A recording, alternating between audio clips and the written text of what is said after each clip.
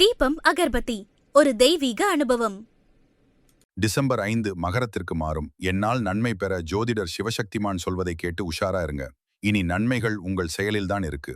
ரிஷபராசி நேயர்களே, உங்களுக்குண்டான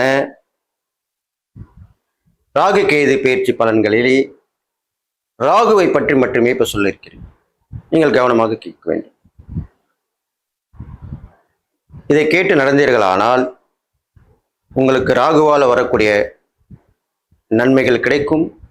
தீமைகள் வரும்பொழுது அதற்குண்டான பரிகாரத்தை செய்வதனால் அந்த தீமைகளும் விலகிவிடும். உங்கள் ராசிக்கு ராகு பகவான் 9ஆம் இடத்திலே பயிற்சி ஆகியிருக்கிறார். அவர் அங்கிருந்து 9ஆம் ராசியாகிய மகரத்திலே பயிற்சி ஆகியிருக்கிறார். அவர் அங்கிருந்து உங்க ராசிக்கு 3ஆம் இடமாகிய கடகத்தை பார்வையிடுகிறார். இதை பற்றி தான் இப்போ விரிவாக சொல்ல போறோம், விளக்கமா சொல்ல போறோம். இது ஒரு எச்சரிக்கை பதிவு தான். பின்வரும் காலங்களிலே ராகு கேது பயிற்சி பலன்கள் சொல்லப்படும். ராகு 9ஆம் இடத்திலே வந்து அமர்ந்தால், ரிஷபராசிக்காரங்களே உங்களுக்கு தான் சொல்றேன், உங்களுக்கு திடீர் யோகம் உண்டாகும். பிரயாணங்கள் அடிக்கடி ஏற்படும். பயணங்கள் போயிட்டே வைங்க. இங்க போலாமா, அங்க போலாமா, நம்ம இந்த இடம் போகணும்னு நினைச்சிருந்தோமே, அங்க போயிட்டு வந்துடலாம். இப்படிலாம் திட்டம் போட்டு பிரயாணத்தை வகுத்து அதை முறைப்படுத்தி வெற்றி காண்பீர்கள்.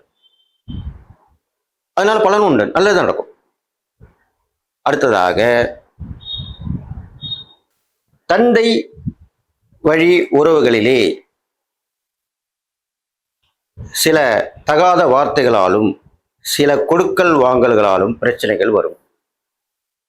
ஒன்று ப்ளஸ்னா ஒன்று மைனஸ் ஆகும். அதெல்லாம் நீங்கள் கொஞ்சம் கவனமாக இருக்கணும். அப்போ என்ன பண்ணணும்? தந்தை வழி உறவோட சுமூகமாக போகணும். முடிஞ்சால் கொடுக்குறேன்னு சொல்லணும், இல்லை இல்லைன்னு சொல்லிடணும். தகாத வார்த்தை பேசக்கூடாது, அன்பாக பேசணும், ஆதரவாக இருக்கணும். அவ்வளோதான் விஷயம். தந்தையாரின் உடல்நிலையிலும் கவனம் தேவை. அவருக்கு மறைமுகமான உடலிலே தோன்றக்கூடிய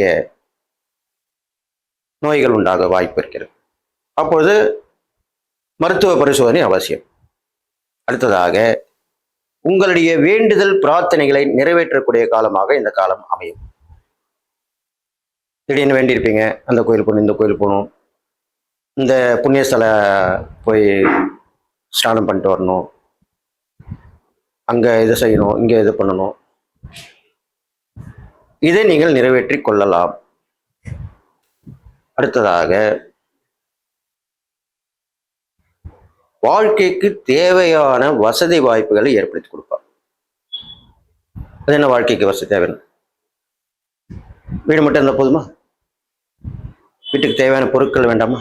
அதிலே முக்கியமான பொருட்கள் வேண்டாமா? டிவி, ஃப்ரிட்ஜு, வாஷிங் மிஷின், இப்படிப்பட்ட பொருட்கள் அதையெல்லாம் வாங்க வழிவகை செய்வார்.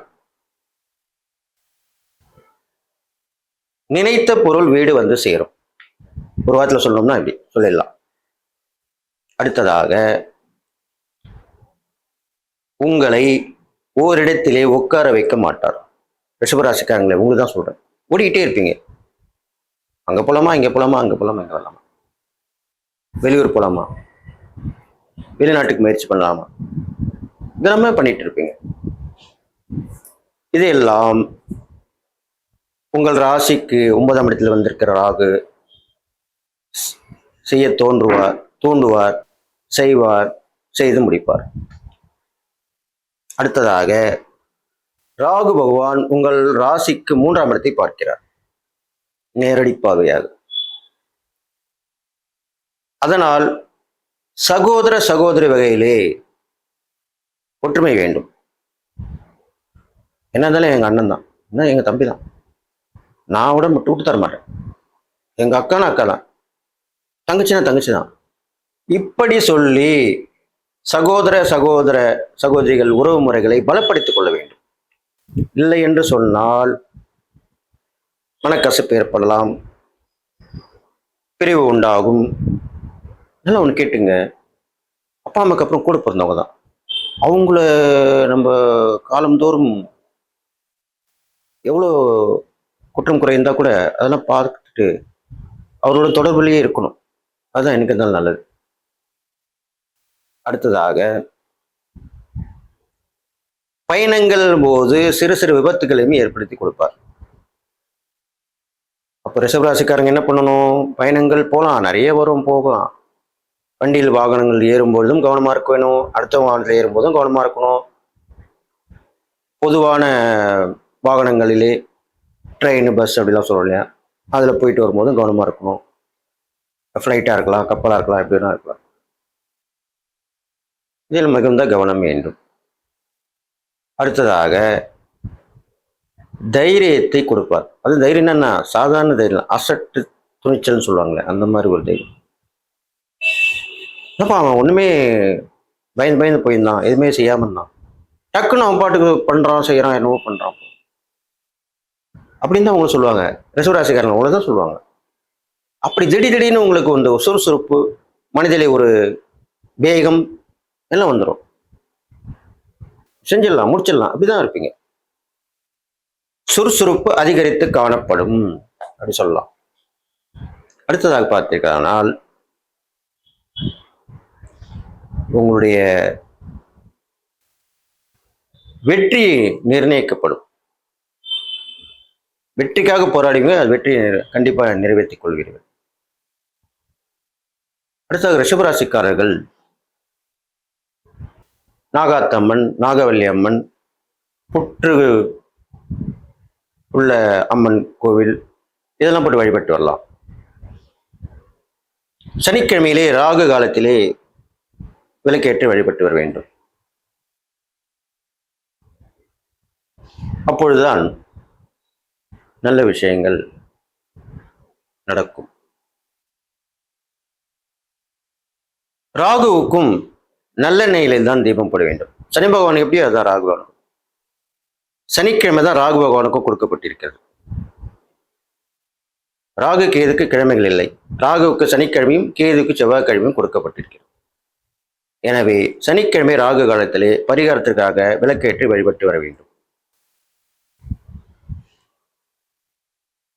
4 விளக்குகள் போடுவது சிறப்பு. அதிலே கருப்பு உளுந்து வைத்து அதன் மேல் 4 அகல் விளக்குகளை ஏற்றி நல்லெண்ணெய் ஊற்றி தீபம் ஏற்றி 4 விளக்கு போட்டு வருவது பரிகாரத்துக்கு வந்த விஷயமாக சொல்லப்படுகிறது. அடுத்ததாக, ராகு பகவானுக்கு பெண்களிலே அழகற்று இருப்பார்கள். பெண்கள்னாலே அழகுதான் முக்கியமாக சொல்லுவோம்.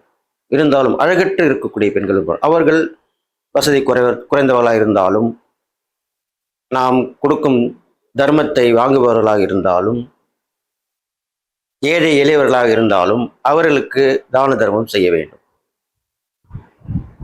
அதுதான் அப்போதான் உங்களுக்கு அந்த கெடுபலம் குறைஞ்சிடும். ராகுவால் ஏற்படக்கூடிய கெடுபலம் குறைஞ்சி நற்பலன் ஏற்படும். கொஞ்சம் ரிலீஃப் கிடைக்கும். பரிகாரனாலே ஒரு 50% தான், 100க்கு 100 கிடைக்காது, 50% கிடைக்கும் கண்டிப்பாக.